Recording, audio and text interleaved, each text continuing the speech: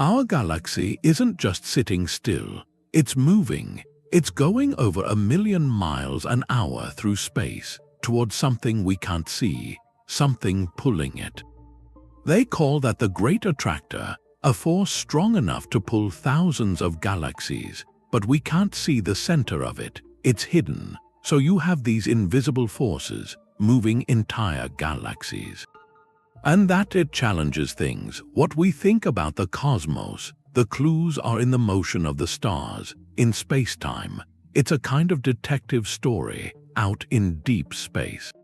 And your home, this galaxy, is on that journey, relentless and mysterious. That sky, that stable sky, it's a beautiful deception. It looks permanent, like a mountain range.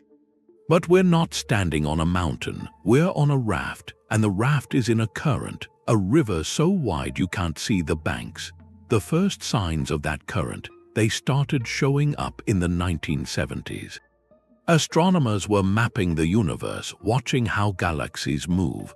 The theory said the main thing should be the expansion, everything drifting apart like dots on an inflating balloon. But the data said something else. Our galaxy, the Milky Way, and our neighbors, the local group, and even galaxies thousands of times farther out, they all had this extra velocity. They were all streaming the same way, like leaves in the same wind. That coordinated motion, they call it the bulk flow. It's not the cars on the highway moving. It's the whole highway tilting, carrying everything with it. So the discovery was this: the universe isn't just expanding, it's flowing, and we're in that flow. And a flow means a source, a gravitational pull, something so massive it's tugging on spacetime itself, across hundreds of millions of light years. Our cosmic map, the one that worked fine nearby, suddenly had this giant blank spot. And on that spot you could write, "Here there be monsters." So the hunt began, not with telescopes looking for light, with charts of motion through the dark. The maps were whispering something. For a long time the story was just expansion, the universe getting bigger, everything moving apart. That was Hubble's law. But then, in the 80s, a team, Sandra Faber, David Burstein, others, they called them the Seven Samurai. They started mapping these elliptical galaxies. Hundreds of them. They looked at the redshift, how the light stretches to tell you the speed. And the numbers weren't just showing expansion, they showed a current. Like everything was drifting in one direction, a bulk flow, millions of galaxies all moving together like a school, and this flow was pointing toward Centaurus and Hydra. South, that was a problem because there's this idea, the cosmological principle. On the largest scales, the universe should be uniform, the same in every direction. No slope, no downhill, but this was a tilt, a gentle, massive tilt in everything, which meant something was pulling, something with enough gravity to tug on millions of galaxies at once. Something way out past what we could see. That's where the hunt started, into the dark. That mysterious downhill slope in the cosmos needed a name.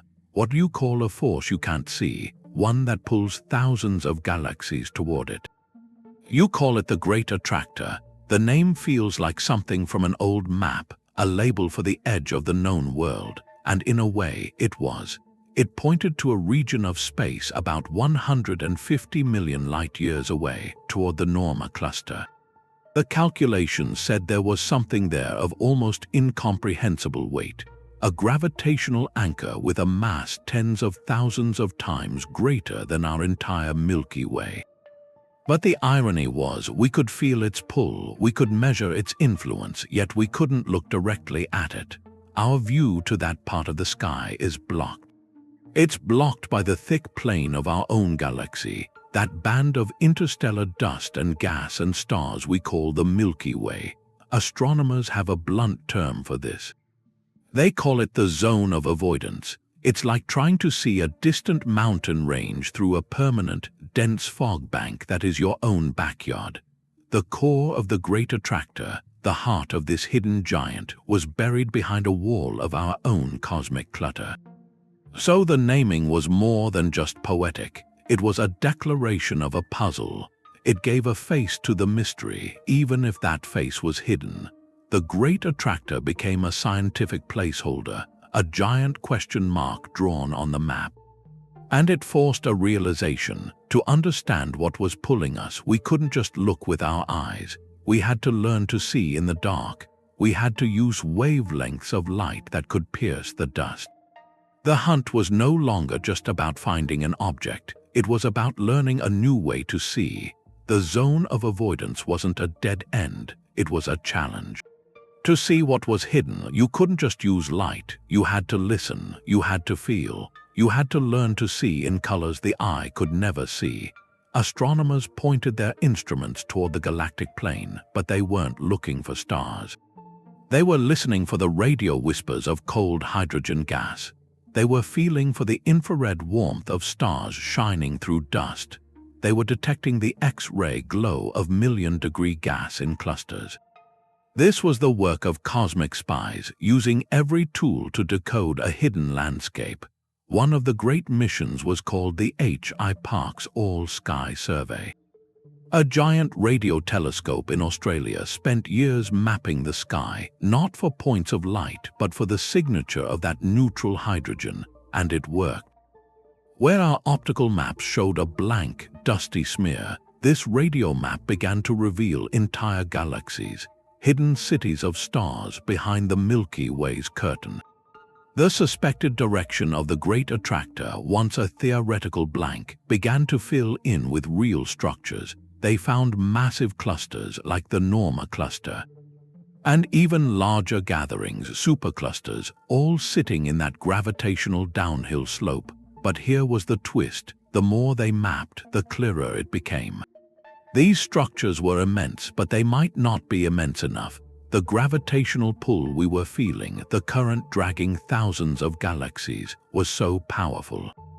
The Great Attractor region, for all its hidden mass, seemed like just part of the story. It was a major landmark, a significant weight in the cosmic scales.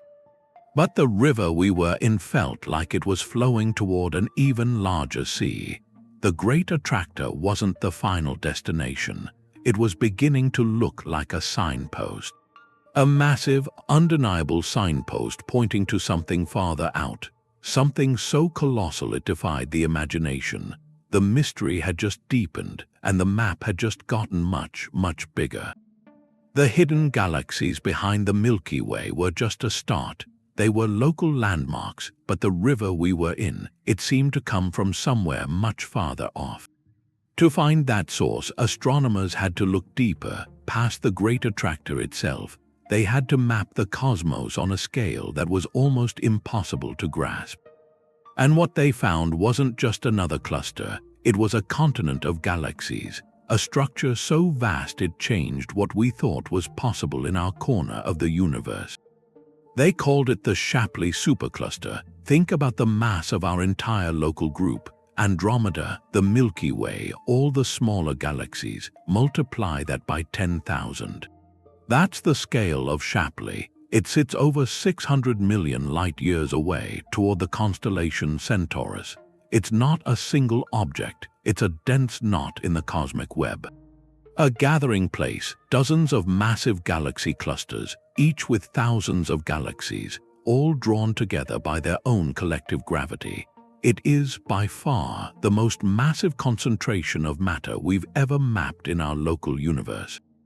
This discovery changed the story of our motion completely.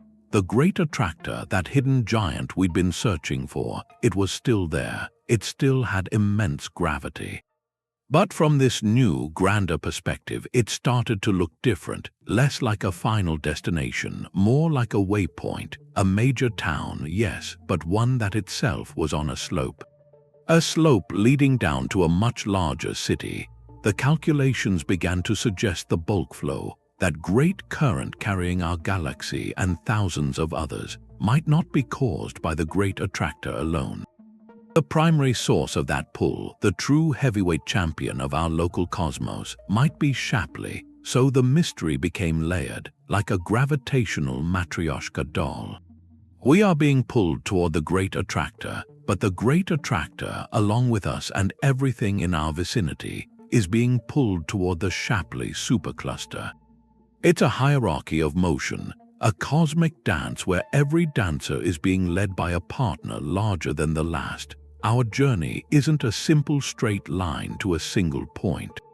It's a winding path through a landscape of invisible hills and valleys, all carved into the fabric of space-time by the distribution of mass on scales that humble the human mind. The question was no longer just what is pulling us. It was about understanding this entire flowing architecture. The idea of a cosmic slope, a gravitational downhill, feels almost natural. But then there's this other thing in the motion, a push. We're not only being drawn toward those dense superclusters, we're also being pushed away from an emptiness. That's the dipole repeller. To get a repeller, you have to shift how you see gravity. We talk about gravity pulling, but on the scale of the whole expanding universe, it's better to say dense areas pull. And under dense areas, they don't pull. And when everything is moving, when space itself is stretching, a place that doesn't pull ends up acting like a place that pushes. Think of a crowded room, everyone leaning toward a speaker in the corner. You'd drift that way, pressed by the people behind you. Now imagine the wall behind you disappears, and the crowd just thins out into an empty hall. You're not being pulled from the front anymore. You're being pushed from the back because of the imbalance. The emptiness becomes a force. The dipole repeller is that kind of cosmic emptiness. It's this huge, underdense region, a void on a staggering scale, sitting in the opposite direction from the Shapley Supercluster. Shapley is like a continent of galaxies. The dipole repeller is an ocean of almost nothing. Surveys show it has far fewer galaxies than average. There's just not much there to pull. So as the universe expands, and as dense regions like Shapley pull matter in, this void does the opposite. It doesn't offer any counterbalancing attraction. The net effect looks like repulsion. We are flowing away from the void as much as we are flowing toward the mass. It reframes the whole journey. Our galaxy isn't on a simple track to a destination. It's in a state of balance, a gravitational tug of war between presence and absence.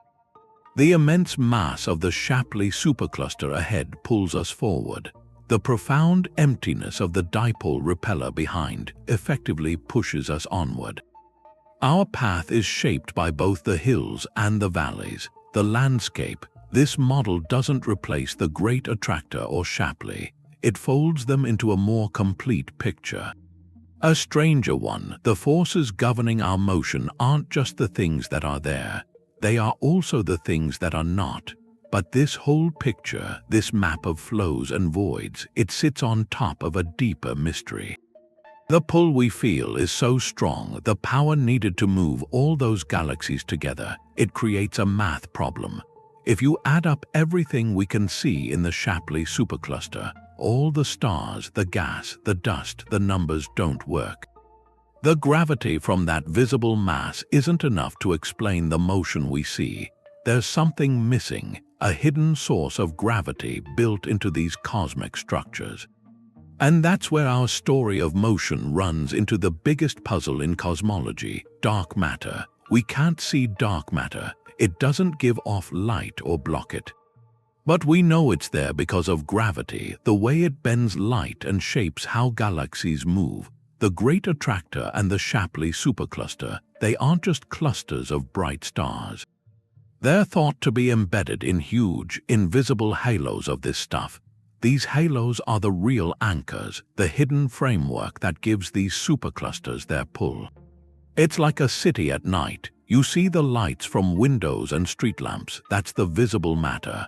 But the true shape and mass of the city, the roads and foundations, all of that is unseen in the dark.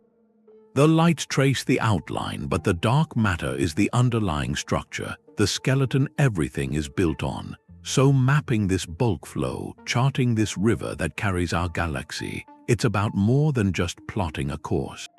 It's a way to map the distribution of dark matter itself across huge distances. We're using the motion of galaxies as tracers, like buoys on a dark sea, to show the shape of an invisible landscape. Our unusual movement becomes a scientific tool. By studying how we're tugged by these distant giants, we're indirectly measuring the shape and concentration of the universe's most elusive material. We're learning how dark matter guides the formation of the cosmic web, how it pulls matter into the great clusters and superclusters that shape everything. So this journey we're on, this drift toward the unseen, it's more than a trip through space. It's a kind of exploration by proxy. We're passengers on a ship feeling the currents, and from those currents, we're figuring out the shape of the whole ocean and the hidden forces moving inside it. We needed a name for this flowing universe, a place to call home. For a long time, our galactic address was vague. We were in the Virgo Supercluster, which was this big, kind of loose collection of galaxy groups. But that old map was about position, where things were sitting in space. The new understanding, based on motion, needed a new map, one drawn by destiny, not location. In 2014, a team led by R. Brent Tully published a major study. They didn't just look at galaxies, they charted their motions in detail, tracing the streamlines of gravity's pull. Their supercomputer models revealed this breathtaking structure. They saw that thousands of galaxies, ours included, were part of one coherent flow, all moving together toward the same gravitational basin. This wasn't a neighborhood, it was a continent. They named it Laniakea from Hawaiian. It means immense heaven. The scale is hard to grasp. Laniakea is about 520 million light-years across. It holds maybe 100,000 large galaxies, 1 million smaller ones, and at its heart, its gravitational core, is the Great Attractor. That old mystery wasn't just a landmark. It was the center of the watershed. Think of a mountain range. All the rain flows into specific river systems, draining to a central valley. Laniakea is that cosmic watershed. Every galaxy inside it is like a drop of water in that river system, all flowing toward the same deep point. The Great Attractor is the valley, and we are in the river. This changed the perspective. We went from seeing a static collection of objects to understanding a dynamic landscape of flows. Our home supercluster isn't defined by a snapshot of where things are. It's defined by where they're going, by their shared fate in the gravitational tapestry. Our Milky Way is on the outer suburbs of Laniakea. It's on a journey of tens of billions of years, forever falling toward that center. It likely never reaches it because the universe expands, so our cosmic address is rewritten. We don't just live in the Milky Way in the local group. We are citizens of Laniakea. We are part of its immense flow. This reclassification does more than give a new name. It puts us inside the narrative of the invisible forces we've been tracing. We aren't just observers of the mystery, we are living inside its most visible consequence. Our motion is the signature of our home. That map of Laniakea, this whole continent of galaxies in motion. It presents a real puzzle. It challenges something foundational, an assumption that's guided cosmology for 100 years, the Cosmological Principle, which says, in simple terms, the universe should look roughly the same no matter where you are. On the largest scales, matter should be spread evenly. Like a batter that's been mixed well, there shouldn't be a special direction or a center or these vast slopes, just a smooth, uniform expansion. But the Great Attractor and the even larger Shapley Supercluster pulling on it, they aren't smooth. They're massive lumps, concentrations of gravity so strong they dominate the motion of everything nearby. So does that break the principle? Scientists have wrestled with that for decades. And the key is in that phrase, on the largest scales.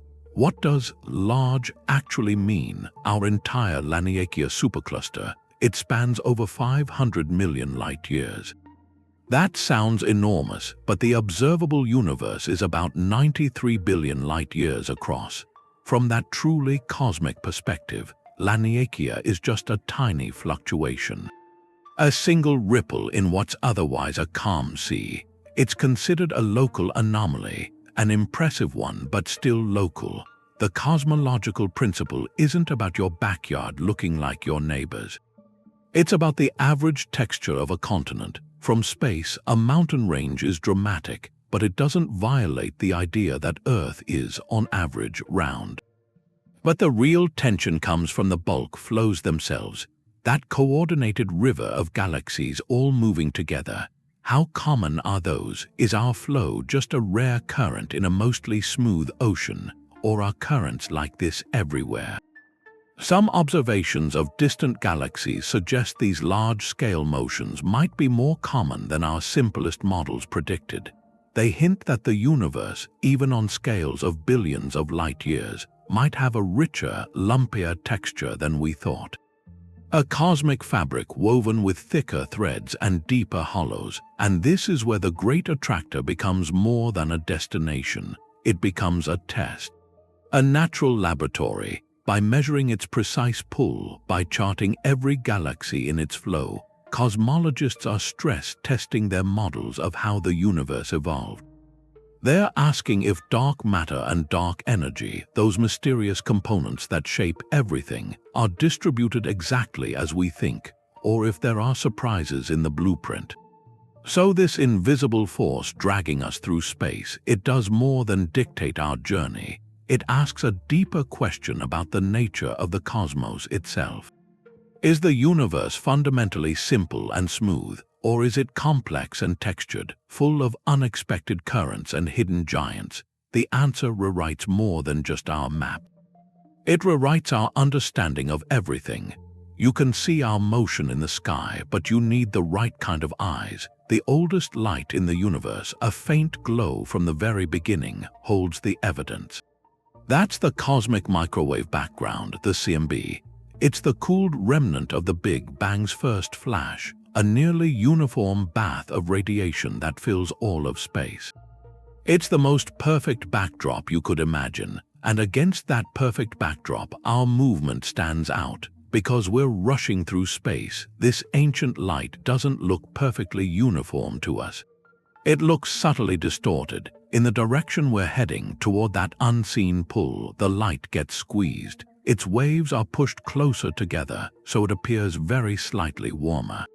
In the opposite direction, the direction we're fleeing, the light gets stretched out. It appears just a bit cooler. This temperature difference is incredibly tiny, only about 1/100th of a degree.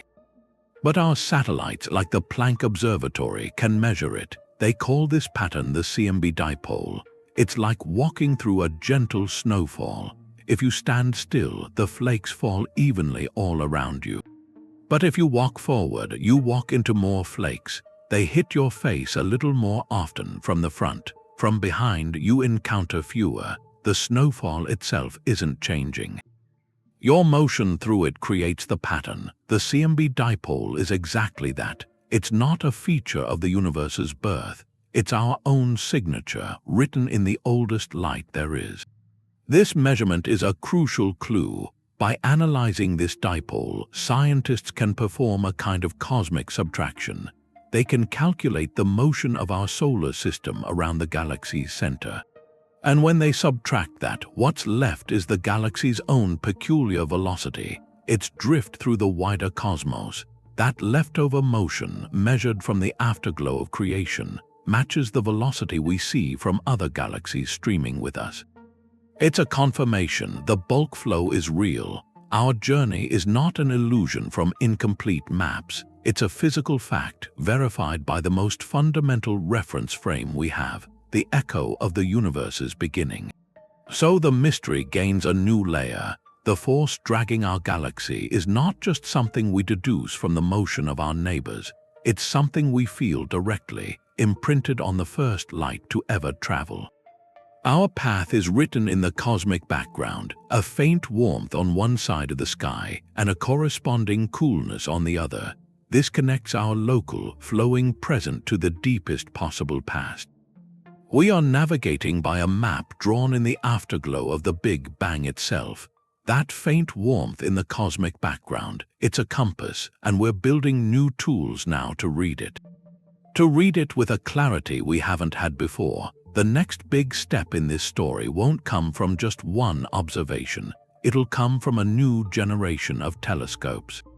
Space telescopes built to map what's invisible. The European Space Agency's Euclid, NASA and Nancy Grace Roman Space Telescope. These aren't just cameras.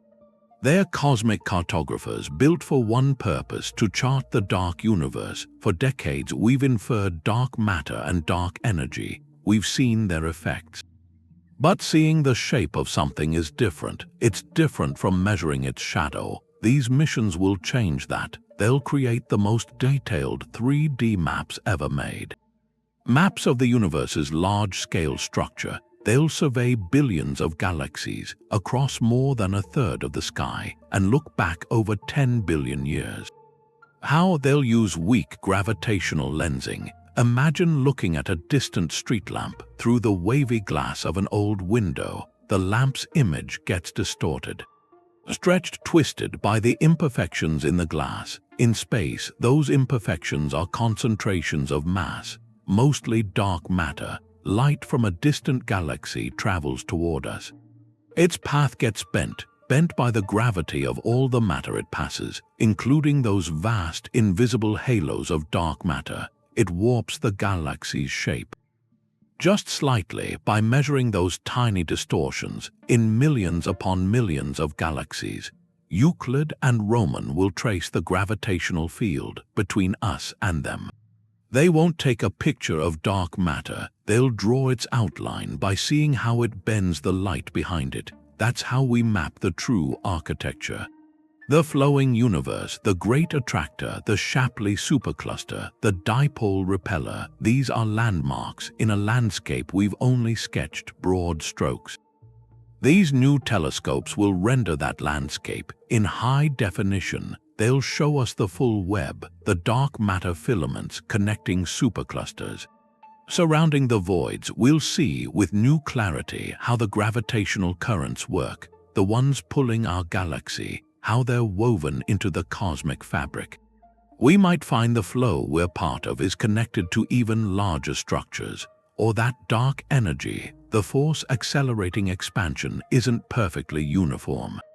That it's subtly influencing these motions. The data from these missions will be a treasure trove for testing our deepest cosmological models. It'll tell us if our understanding of dark matter is correct, or if there are unexpected twists. It could reveal if anomalies like our bulk flow are rare quirks or common features in a universe more textured than we imagined. Euclid and Roman are giving us new eyes that see not just the stars, but the hidden skeleton of gravity, the one holding it all together, guiding that endless journey through the dark. Those maps will test more than just our charts. They test our ideas about gravity, the Great Attractor, and the flows it represents. That's a crossroads for physics. Could this be explained without dark matter? Could it mean we don't understand gravity? Some scientists think so. A theory called MUND, Modified Newtonian Dynamics, says gravity behaves differently on the scale of galaxies. The strange rotations in spiral galaxies, the ones that first hinted at dark matter, they aren't from invisible mass. They're from a slight tweak to the laws of gravity. It's an elegant idea, but it runs into trouble with the Great Attractor, with the bulk flow. MUND works for a single galaxy, but it struggles to explain the coordinated motion of thousands of them. Across hundreds of millions of light years, the gravitational pull to create that river of motion seems to need the vast scaffolding of dark matter halos. Exactly what the standard model predicts. So the bulk flow argues against a simple modification of gravity. It suggests that to explain the large-scale structure, you need that extra, invisible ingredient. But then there's dark energy, the force causing the universe's expansion to accelerate. It acts against gravity. Gravity pulls matter together. Dark energy pushes space itself apart. On the largest scales, across billions of light-years, dark energy wins. It's the dominant force, yet here, in our local neighborhood, we're being pulled decisively by gravity. There's a tension there. Our journey toward the Great Attractor is a local victory for gravity, in a universe where dark energy holds the ultimate power. It shows that on the scale of superclusters, gravity's pull is still strong enough to create these immense currents to shape continents like Laniakea. But it raises a question: could dark energy itself be uneven? Could its repulsive force vary from place to place, influencing these flows in ways we haven't yet detected? The anomaly of our motion sits at that intersection. It tests the interplay between three pillars: the gravity of visible and dark matter pulling things together, and dark energy pushing everything apart. For our theories to be complete, they have to account for why, in a universe rushing apart, such powerful, coherent streams of matter can still form. They have to explain how a structure like the Shapley Supercluster gathered so much mass against the tide of expansion. Every measurement of the bulk flow, every new galaxy plotted in that stream is a data point. It challenges scientists to make sure the fundamental framework of cosmology isn't just a beautiful story for the whole universe, but can also predict the peculiar journey of a single galaxy. Lost in the immensity, yet caught in a current that points to the deepest secrets, the evidence we're looking for might be right here in the stars.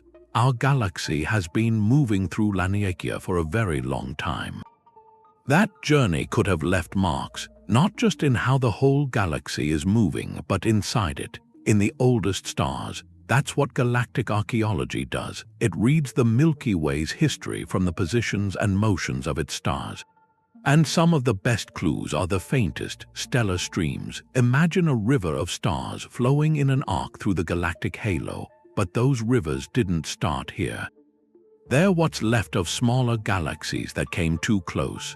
Over billions of years, the Milky Way's gravity stretched them out, pulled them apart. Now they orbit as long, thin ribbons.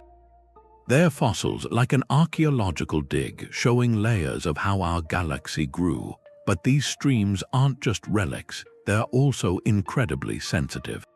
Their shape, their density, the paths their stars take, all of that is shaped by the gravity they're moving through. So if there's a major external force pulling on the Milky Way, it would also pull on these streams. Over billions of years, the pull from the Great Attractor could leave an imprint.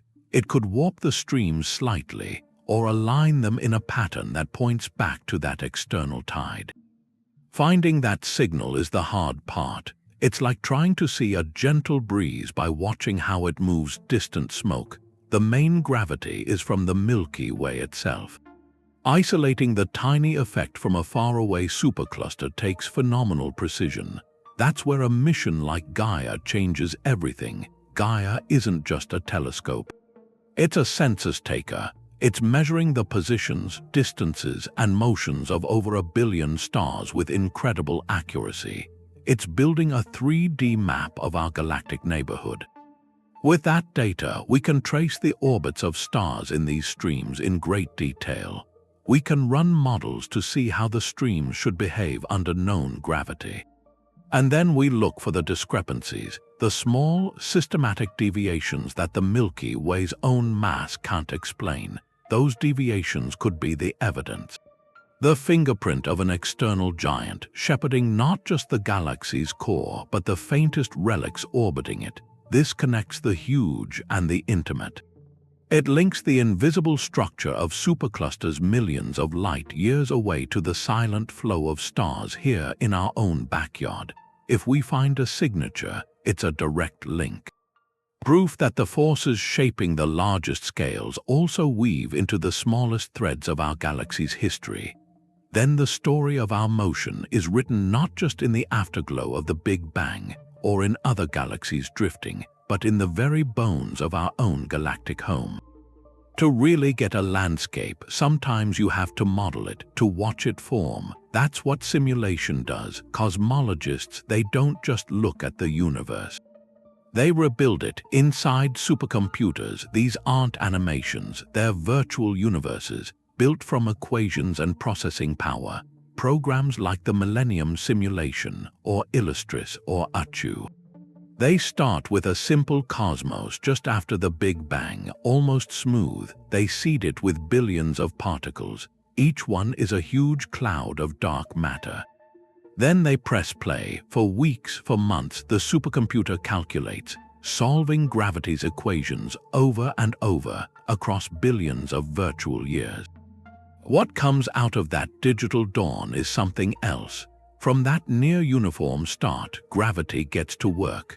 The smallest overdensities, the random ripples from the universe's infancy, they start to grow. They pull in more matter, they merge, they form a web, a cosmic spiderweb of dark matter filaments stretching through the void. Where those filaments cross, matter pools into dense knots. Those knots become the seeds for galaxy clusters, for superclusters. The simulation isn't a static picture, it's a movie, the birth and growth of the universe's large-scale structure.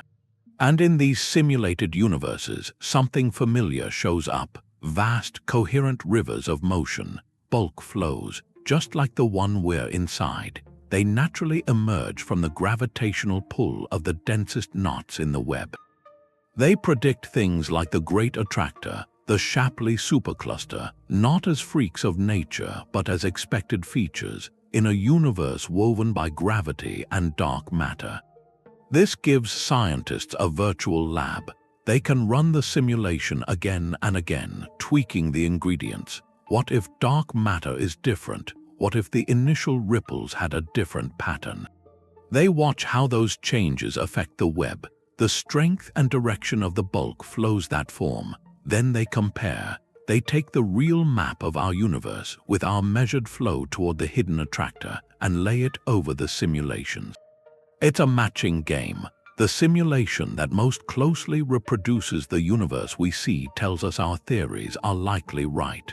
Or if there's a mismatch, it points to something new. Something we haven't accounted for. So these digital universes become time machines. They let us rewind our local flow, trace it back to see what seeds in the early cosmos grew into the gravitational giants pulling us now. They connect the faint warmth in the cosmic microwave background, those primordial ripples, to the immense flowing continent of Laniakea. It's a story told in code and light, showing how the invisible architecture of everything came to be. Our galaxy is moving. It's on a journey towards something massive, something we can't see. But that motion, it happens over a timescale we can't feel, not in a human lifetime, not across all of recorded history. It's a fraction of a pixel on a screen. Its motion we'll never witness, a destination we'll never reach. So why does it matter? It matters because this current, this invisible flow, it connects us. The ground beneath our feet to the structure of the cosmos. It tells us the universe isn't a set of static islands. It's a flowing system, a dynamic thing. We're not just living on a planet going around a star. We're passengers on a star, and that star is sailing. It's on a river of gravity, a river that flows through a whole continent of galaxies. That knowledge, it changes your perspective. It shrinks the feeling of isolation. It shows you the same force, the force that guides an apple to the ground. That's the force guiding billions of suns through the dark. We are inside that system, governed by those laws, part of that story. This pursuit, this mapping of the invisible, it's more than science. It's the oldest human drive, to look at the night sky and not just see points of light, to see a map, to hear a story, and to find, inside that immense narrative, our own place. Small, curious, and full of wonder, the galaxy moves through a kind of river. There's a current, a medium it has to push against. Space between the big clusters isn't empty. It's filled with gas, a very thin, very hot gas. Astronomers call it the Intra-Cluster Medium. It's a plasma, so thin, a cubic meter might have just one atom. But it's heated to millions of degrees, heated by the gravity of everything around it. We can't see this gas with regular telescopes, but it glows in X-rays. And that glow is a tracer. It maps gravity. Like iron filings show a magnetic field, this hot plasma settles into the deepest gravitational wells. It outlines the shape of superclusters. Where the pull is strongest, the gas pools. It gets denser, hotter, brighter in X-rays. So when we point X-ray telescopes Chandra, XMM Newton toward the Great Attractor, we're not looking at stars. We're looking at the shape of the pit. We're imaging the gravitational valley itself, lit up by its own searing atmosphere, and the galaxy's journey through this medium isn't smooth. Think of a ship cutting through water at speed. It creates a bow wave, turbulence in its wake. The Milky Way and thousands of other galaxies, they're streaming toward the attractor. They plow through this hot, thin gas. Their motion creates shock waves, vast, subtle ripples in the intra-cluster medium. These disturbances can be detected in theory. They're like a cosmic sonic boom, spreading across millions of light years. Studying that turbulence gives another clue. It tells us about the speed of the flow, the direction, the density of the medium it's moving through. But most importantly, this hot gas gives a scale, an independent one. By measuring the temperature, the distribution of the intra-cluster medium, scientists can do a kind of cosmic weigh-in. The hotter the X-ray halo around a structure, the more extensive it is, the more mass you need to heat it, to contain it. This calculation gives a total mass. It includes everything: the stars, the hot gas we see, and the huge unseen halo of dark matter holding it all together. When they apply this to the Great Attractor region, the numbers are staggering. They confirm a gravitational anchor of almost inconceivable weight, a mass far beyond what the visible galaxies could provide alone. So the story gets another layer of evidence.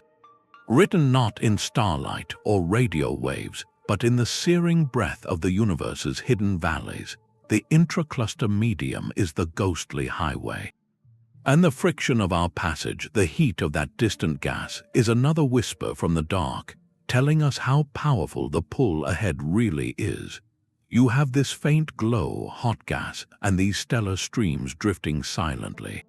They're whispers from the dark, but to hear the full story, you need a chorus. You need to listen to millions of galaxies at once. That's what modern sky surveys do. They're the ultimate census of the cosmos. Projects like the Sloan Digital Sky Survey, they don't just take pictures, they collect light from millions of distant galaxies. They break it into a spectrum, and they read the story in its color. The redshift tells them how far away a galaxy is, and how fast it's moving. That creates a three-dimensional map of the universe. A pointillist painting made of galactic cities, and within that vast dataset, scientists look for patterns. Not just where the galaxies are, but how they're moving in relation to each other. They search for statistical anisotropies. That's a technical term for a simple idea, a preferred direction. Is there a direction in space where galaxies seem to be streaming together more than any other? The data says yes, with overwhelming clarity. These immense surveys confirm the bulk flow we've been tracing. They show it isn't just our local neighborhood. They can measure how this river of motion changes with distance. Close to us, the flow is strong and coherent, all pointing downhill. As you look farther out, the signal begins to fade. It blends into the general expansion of the universe. This decay is a crucial clue. It helps pinpoint the source of the pull. It's like feeling the current in a river get stronger as you approach a waterfall. By measuring the change in speed at different points, you can estimate where the drop is. The surveys align this flow perfectly with the gravitational basin of the Great Attractor. And beyond it, the immense draw of the Shapley Supercluster. Each new data release from Sloan to newer missions adds millions more points to the map. What was once statistical noise, random variations in galaxy positions, becomes a clear, coherent signal. The portrait of our flowing universe gets painted with ever finer brushstrokes. You see not just the river but its tributaries. You see how smaller flows from different regions feed into the main current. This turns abstract theory into measurable reality. The invisible gravitational landscape, sculpted by dark matter and traced by these galaxy motions, is no longer just a model on a supercomputer. It's a structure we can measure. Point by point, galaxy by galaxy, our place in that flow becomes a data point in a map of millions. It's a humbling and clarifying perspective. We are not drifting aimlessly. We are part of a vast statistical certainty, a current written into the very distribution of everything we can see. Our continent's future comes from a fight between two forces. Gravity, the same force that shaped Laniakea and pulls us toward its center, is fighting dark energy. Dark energy is what's stretching space itself apart. Right now, and for a long time, gravity wins inside our supercluster. The stream we're in has an end point. Every galaxy in Laniakea, ours too, is falling toward the gravitational basin at the Great Attractor. It's not a crash, not in the usual way. The universe expanding keeps things far apart, but over times much longer than Earth's age, that collective pull brings these star islands closer. They'll start to orbit a shared center, their paths crossing, sometimes merging. What looks now like a continent of separate galaxies, this flowing network, will eventually come together. It'll probably become one giant elliptical galaxy complex, a huge island of stars in a sea that's otherwise emptying. The Great Attractor, this hidden anomaly guiding us now, will be the core of that final, merged home.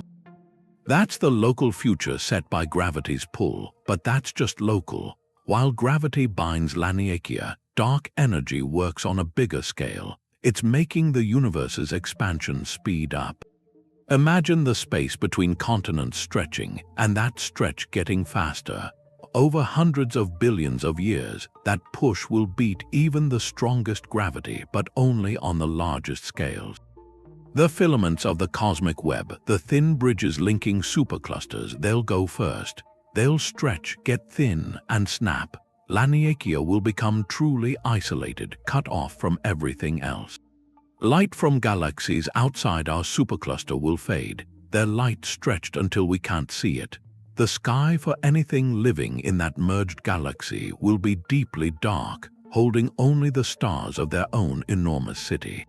So there are two endings on two different timelines. On Laniakea's timeline, tens of billions of years, we get unity, a gathering of all our neighboring stars into one huge structure, a direct result of the gravitational currents we're in now.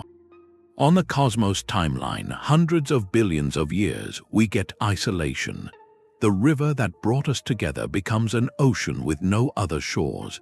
The very forces that shaped our path, the pull of the hidden attractor and the push of dark energy, they'll first build our final home, and then seal it away in a quiet, expanding night. Our motion right now is the first page of that very, very long story. That isolation, that quiet future, it feels like destiny, but maybe it isn't, because we're here in this galaxy, caught in this immense flow. And that raises a question. Is it just chance, or does our place in this river of stars mean something for our own existence? This is where science touches philosophy. The Anthropic Principle, in its simplest form, it's about observation. The universe we see has to be compatible with observers, with us. For us to be here asking questions, the cosmos needed the right conditions. To build stars, planets, complex chemistry, a perfectly smooth universe, no ripples, no seeds, would never have clumped into galaxies. It would be a thin, dark, eternal fog. No stars, no planets, no life. So the fact we're here to map the Great Attractor means the universe had to be lumpy. It needed those initial imperfections. So gravity could amplify them into the cosmic web. The Great Attractor, the entire flowing structure of Laniakea, they're results of that necessary lumpiness. Not random accidents, they're consequences of a universe set on a path that could lead to conscious beings. So our mysterious motion isn't just a curious fact. It's a signature of a cosmos fertile enough to give rise to questions. This pull we feel is a direct link to the primordial conditions that made our solar system possible.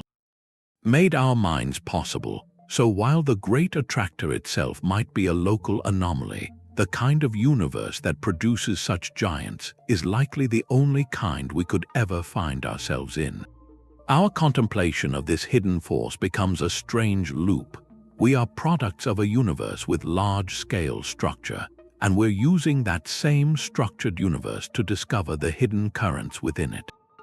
The mystery pulls us, and we reach out to understand the pull. That changes the story. It's not just a detective story anymore. It's something more.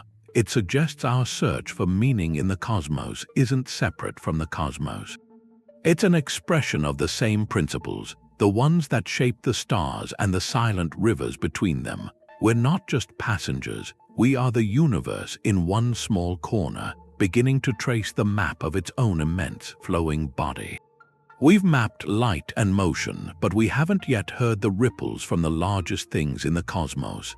Gravitational wave astronomy lets us listen to black holes colliding, neutron stars dying.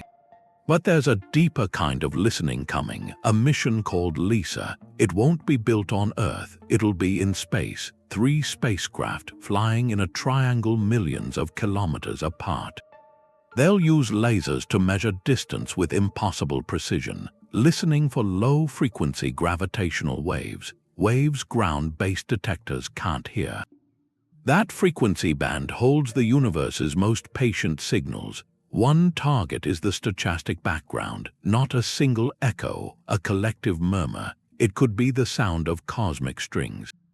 Hypothetical defects in spacetime left over from the earliest moments, vibrating like immense violin strings, or it could be the rumble of phase transitions.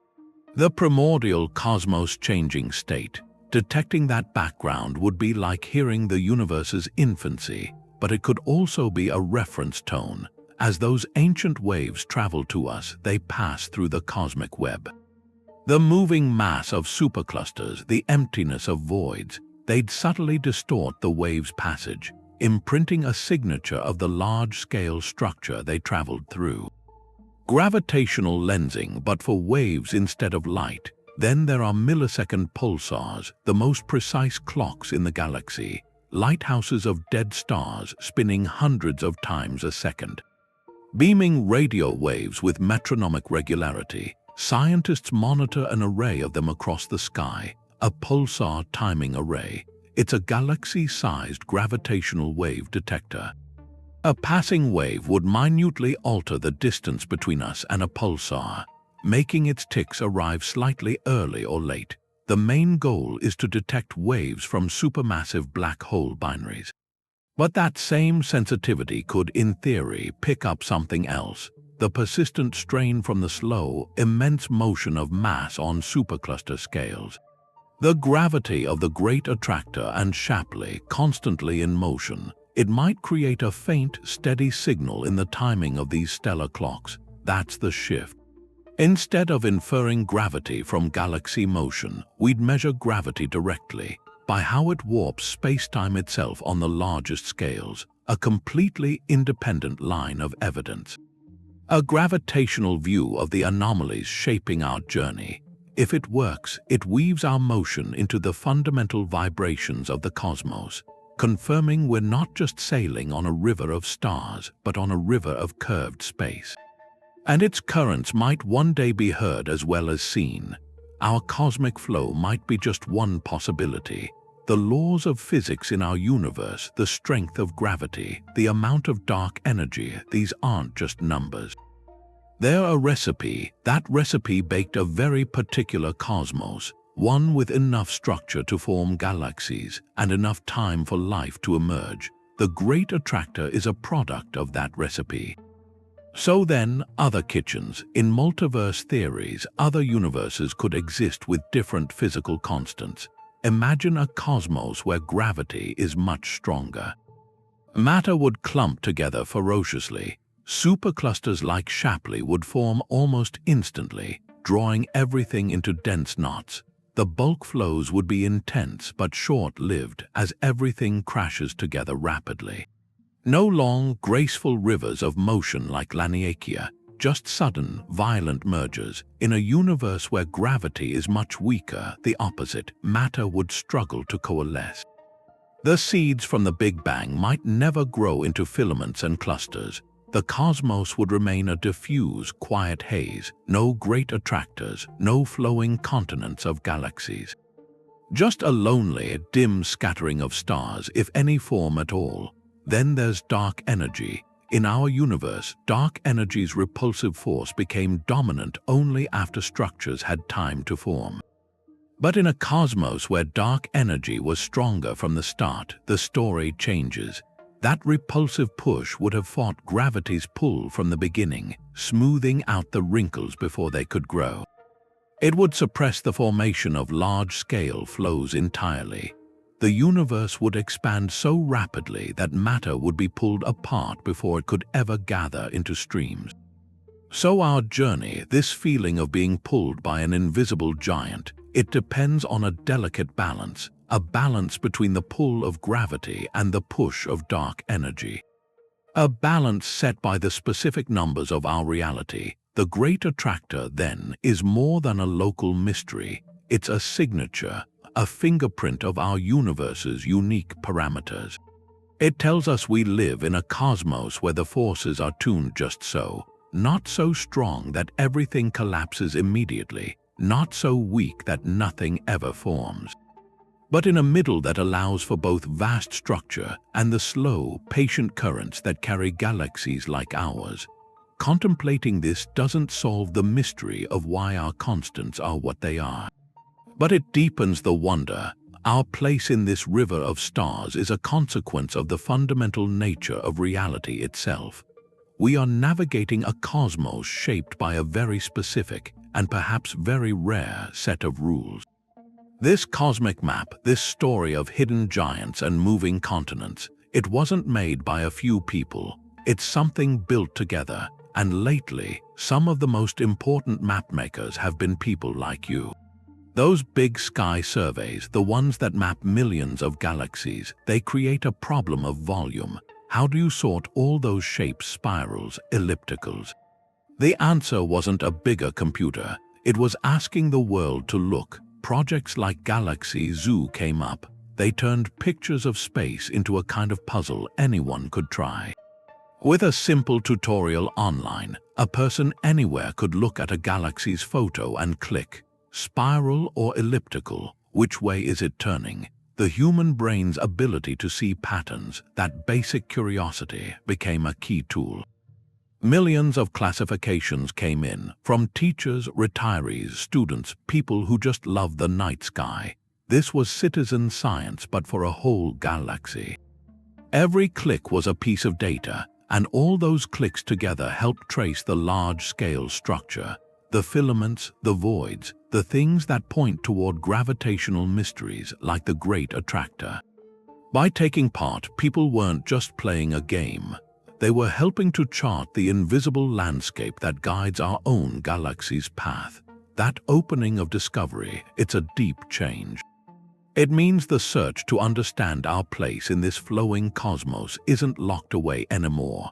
Not just in universities, not just behind giant telescopes.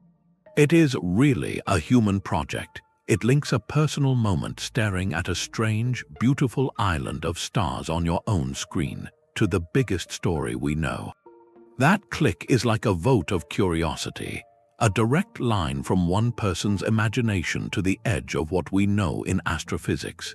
It reminds you that the mystery of the dark pull ahead, it isn't only for scientists to solve. It's a story we're all telling now, one galaxy at a time. That galaxy you classified online that day, the point you helped create, it doesn't just live in a map of stars. The tools built to find our cosmic flow, they have a way of finding their way back home. The challenge of mapping an invisible gravitational landscape, it's quietly birthed technologies that touch our daily lives. It starts with the data. Modern sky surveys, they don't just take a snapshot. They collect a flood of information, petabytes of it, filled with faint signals buried in noise. To find the subtle stream of galaxies moving together, scientists had to invent new ways to see. They developed sophisticated algorithms, complex mathematical filters to separate the true cosmic signal from the chaos. These algorithms, designed to find patterns in millions of galaxies, turned out to be remarkably versatile. They are used in medical imaging now, helping to distinguish healthy tissue from anomalies in MRI and CT scans. The same pattern recognition that traces dark matter filaments can help map the neural pathways of the human brain. And the push for better eyes in the dark, it's revolutionized optics and detectors. To peer through the zone of avoidance, to capture the faint X-ray glow of hot gas or the precise shape of a lensed galaxy, we needed sensors of unprecedented sensitivity. The charge-coupled devices, the CCDs, in telescopes like Euclid and Roman, they represent the absolute cutting edge. They have to operate in the harsh environment of space, be incredibly efficient at collecting light, and have almost no internal noise. The engineering solutions developed for these missions, new materials, novel cooling systems, methods to minimize cosmic ray interference, they have direct applications. They improve Earth observation satellites that monitor climate change, agriculture, deforestation. They enhance sensors in scientific instruments that analyze materials or detect pollutants. Even the computational frameworks built to run the universe simulations, the ones that model the growth of the cosmic web, they've found new purpose. The techniques for handling vast, complex systems and predicting their behavior are now used in climate modeling. They help simulate ocean currents, atmospheric patterns, the long-term effects of environmental change. The machine learning models trained on galactic data are adapted to forecast economic trends, optimize energy grids, manage traffic flow in megacities. This is the hidden current of curiosity-driven science, the relentless drive to answer a fundamental question: what is pulling us through the void? It forces innovation at the edges of the possible. And that innovation rarely stays in one field. It spills over. It becomes a tool for doctors, environmental scientists, engineers. So the gravitational mystery does more than chart our cosmic destination. It builds a better toolkit for understanding our world right here. The search for the invisible giant, in a very real sense, helps us see everything else more clearly. Another whisper from the ancient light. It's called the Kinetic Sunyaev-Zeldovich effect. It works like a cosmic speed trap. The afterglow of the Big Bang, the cosmic microwave background, it fills all of space. Now you have a massive galaxy cluster filled with superheated gas moving through that sea of ancient light. The fast-moving electrons in that hot gas bump into the CMB photons as the cluster plows along. The interaction is incredibly subtle, but it leaves a tiny imprint. It creates a minute temperature shift in the CMB, a specific distortion that points directly to the cluster's own motion. It's not measuring the cluster's distance or its composition. It's measuring its speed, its peculiar velocity against the most fundamental backdrop we have. One cluster's signal is far too faint to detect on its own, but science has a tool for hearing faint whispers, statistics. By stacking the signals, combining the data from thousands of clusters all moving in the same general direction, that faint whisper becomes a clear voice. The random noise cancels out, and the coherent signal of their collective motion emerges. This is what teams are doing with instruments like the Atacama Cosmology Telescope in Chile and the South Pole Telescope. They are not looking at starlight or galaxy redshifts. They are mapping these minuscule temperature distortions in the CMB around vast collections of matter. And what they are finding aligns with the story. The statistical bulk flow they detect from this independent method points in the same direction, toward the gravitational basin of the Great Attractor and beyond. This is a crucial line of evidence. It doesn't rely on measuring galaxy distances or their light. It measures the direct interaction of moving matter with the primordial radiation field. It's like feeling the wind against your face to prove you're moving, even if you can't see the landscape. Each new dataset from these telescopes adds another constraint, another precise measurement to the model of our flowing universe. They help pin down the speed and scale of the current with greater confidence, telling us that the river we've mapped with galaxies is also written, faintly, into the oldest light of all. That need to find a center for the unknown, it's ancient. For thousands of years, people looked at the stars and told stories. They saw gods, heroes, animals in the sky, great trees connecting everything. Those weren't just for entertainment, they were frameworks, a way to put a narrative on a cosmos that felt huge and indifferent. They gave the sky a shape, a purpose. A story where humanity could have a role, even a small one, and the Great Attractor, in a way, is the latest part of that tradition. It's a scientific myth for our time. We don't talk about Atlas holding up the sky anymore. We talk about a hidden mass, an immense pull on thousands of galaxies. It's our focal point now for the gravitational unknown. A mysterious destination in a universe that, by our theories, shouldn't have a single center. It gives a name to our drift, a direction. It turns data into a story about a journey. The key difference is in the story itself. Ancient myths were often complete, handed down as truth. Our modern myth is built to be broken. It's testable.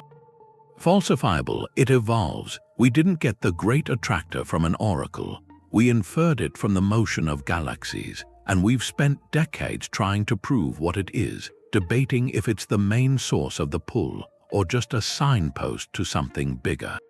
This story is shaped by data, not dogma. It changes with every new sky survey, every X-ray map, every simulation. The narrative adapts. First it was a single hidden giant.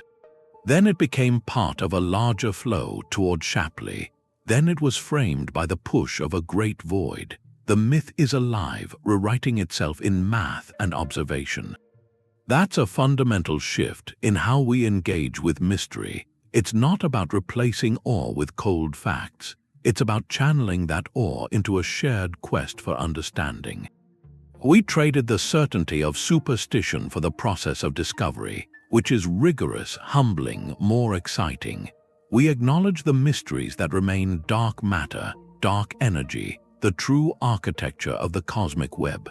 But we face them with tools, a collaborative spirit our ancestors couldn't have imagined. So the Great Attractor is more than an object. It's a symbol of a mature curiosity. It shows us looking into the dark, admitting what we don't know, and patiently, together, building the story piece by piece. Letting the universe itself write the final draft.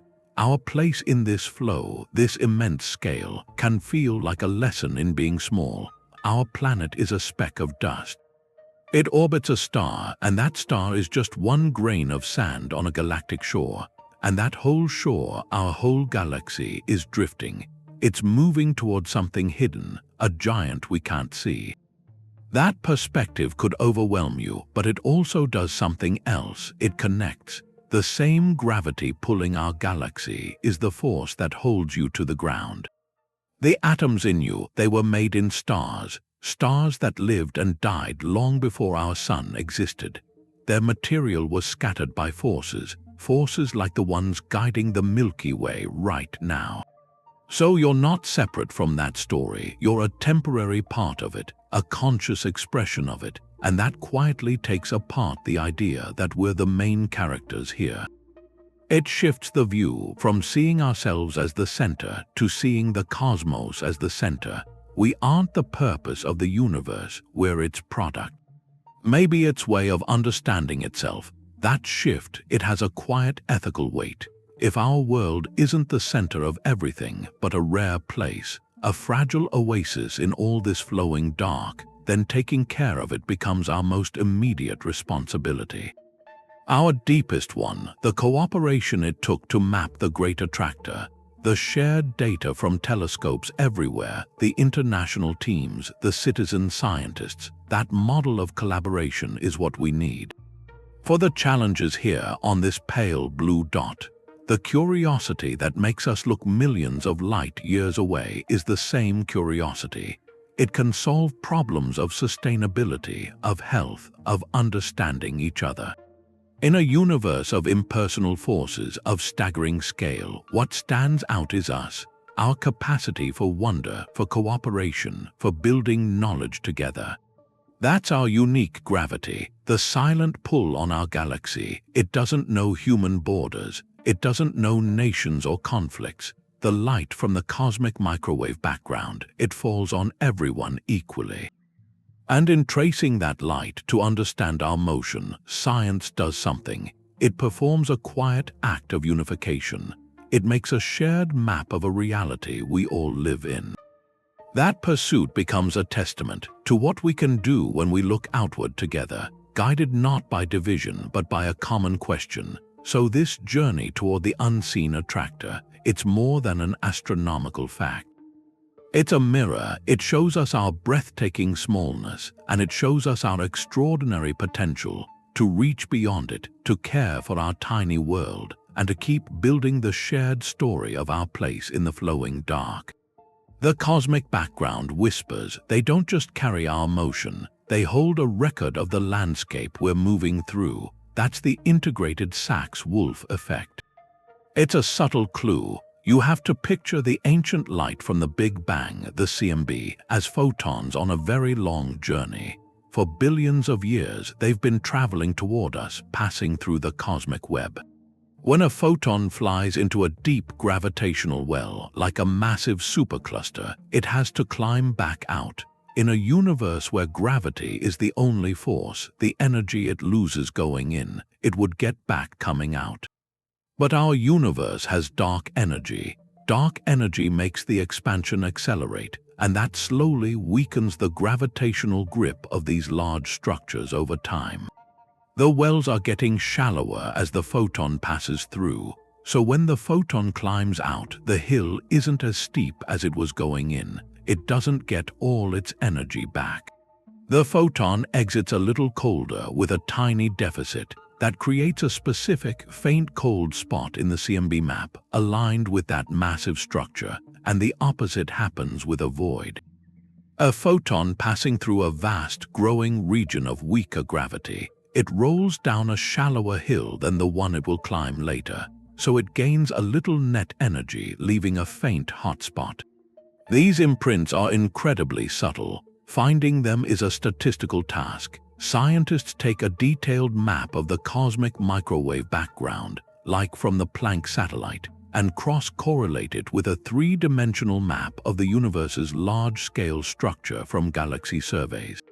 They look for where the cold spots in the ancient light consistently overlap with the positions of the most massive superclusters we see now, and where hotspots align with the great cosmic voids.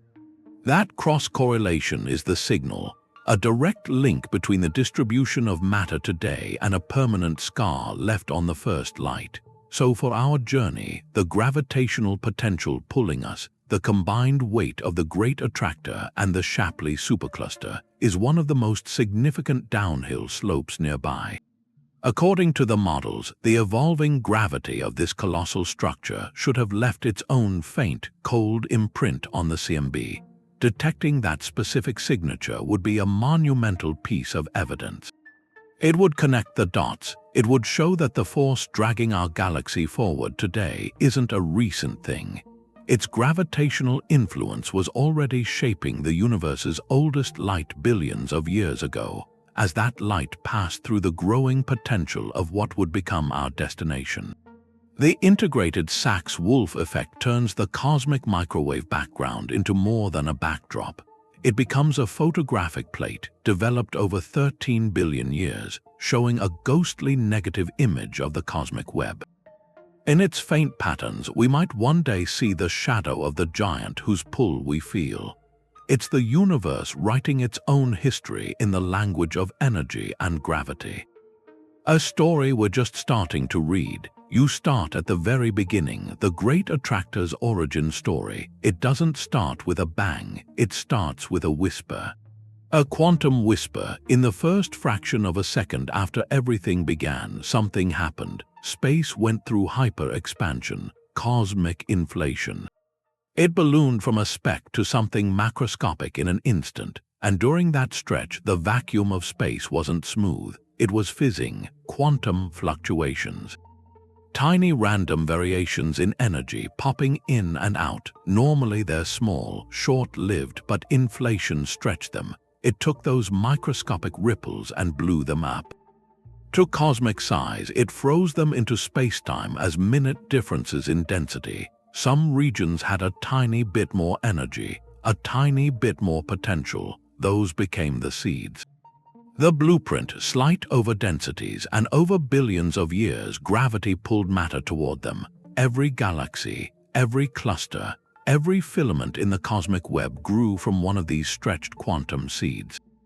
So for the Great Attractor, it means this hidden gravitational anchor, this continent of mass pulling thousands of galaxies, likely began as one of those initial ripples. A pronounced quantum fluctuation in our specific region of the infant universe. Most seeds were similar in size, but inflation's random nature allowed for some that were larger. Our corner of the cosmos got one of the larger ones. Over 13.8 billion years, gravity worked on that seed. It pulled in dark matter, then gas. Then stars. It merged with neighboring seeds, grew into a galaxy cluster, then a supercluster, then the gravitational heart of Laniakea. The Great Attractor, in this view, is a grown-up quantum fluctuation. It connects the rules of the very small to the architecture of the very large. The same physics that governs particles in a lab set the stage for this invisible giant guiding our galaxy's journey. This reframes the mystery. It's not just about what the attractor is now, it's about why it was there to begin with. Our motion toward it is a direct consequence of the initial conditions. Written during the universe's first fleeting moment, we are flowing toward a destiny set by a random quantum dice roll. Amplified to a cosmic scale, it makes our place in this river feel accidental. And deeply connected to the fundamental laws of reality, the search for the attractor becomes a search for our own cosmic ancestry, tracing lineage back to a whisper in the newborn dark. Those quantum whispers stretched out into cosmic seeds, they leave behind data, and that data, in the right hands, it becomes something else. It becomes art. The maps of Laniakea and the Great Attractor, they aren't just charts, they're visual symphonies. You have a dark void, and inside it, thousands of delicate points of light. But they aren't scattered, they're flowing. They stream in these graceful, converging arcs like water droplets finding a river, all moving toward a central valley you can't see. Each point is a galaxy. Each line is its path, past and future. The visualization is dynamic, usually animated, so you don't just see a structure, you see a process. You're watching the flow of time and gravity become visible. This is the aesthetic of cosmic motion. Scientists, working with visual artists and programmers, they've made these invisible forces palpable. The gravitational basin of the Great Attractor, it's not a labeled circle on some diagram. It's the focal point. It's where all those silken streams of light gather and deepen. You can feel the pull in the image itself, the tension in the converging lines, that sense of an inevitable drift. This transformation, it's profound. Abstract numbers, redshift coordinates, velocity vectors, they become an experience. A viewer doesn't need to understand the mathematics of peculiar velocity. They can see the river, they can intuitively grasp a gravitational watershed because they're looking at a watershed made of stars. The color choices matter. Often the streams are in cool blues and whites, which gives a feeling of serene, inevitable motion. The depth is shaded, so the attractor region feels like a well, a place you could fall into. This is data visualization at its most powerful. It acts as a bridge. It carries the emotional weight of the discovery. The sheer scale and elegance of the flowing cosmos. It can evoke a sense of awe that a journal article might not, no matter how groundbreaking. It makes the mystery accessible. A person can look at that flowing map and understand in their gut that we are part of that current, that our home is one of those tiny points of light caught in the same beautiful, silent drift. This fusion of rigorous science and artistic interpretation, it isn't secondary. It's crucial for public engagement. It translates the frontier of cosmology into a shared human experience. We are a visual species. We understand stories through images. These visualizations tell the story of our place in the cosmos more directly than words ever could. They are tools for wonder. They remind us that the pursuit of knowledge isn't separate from the creation of beauty. In mapping the dark, we've also painted a new kind of portrait, where the subject is gravity itself and the medium is light. Our galaxy is moving. It has a destination, and that destination is written in the dark. It started with the detection of a strange current in the sky. Then came the mapping of our immense home, Laniakea, and what it shows is a cosmos in motion.